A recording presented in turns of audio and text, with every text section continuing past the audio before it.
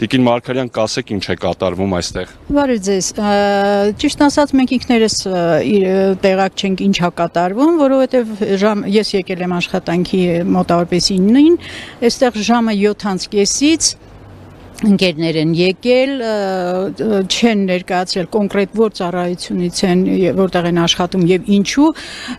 բոլոր պահակային ծառայության աշխատակիցներին դուրս են հրավիրել, իրենք ներսում շուրջ 6 հոգի են, հետո մեկն էլ եկավ ավելացավ, ներսում ինչ որ գործողություններ են կատարում, ինչ են կատարում, ինչու տեղյակ չենք ընդհանրապես։ Ավելին ասեմ, կազմակերպությունը շուրջ 3 ամիս է ընդհանրապես չի աշխատում, աշխատակիցները գտնվում են հարկադիր պարապուրդում ու չեմ կարող ասել ինչու, ինչ, առավել եւս, երբ որ վերջին շրջանում նաեւ այստեղ բյուջեի ստուգում էր, վերստուգում էր,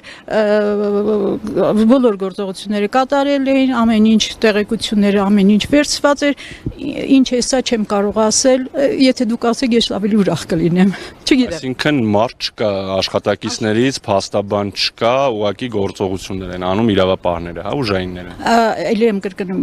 երևի թե ուժային կառույցներից են, ամեն դեպքում մեզ չեն ներկայացել, ներսում ընդհանրապես մեր աշխատակիցներից ոչ ոք չկա, անգամ ես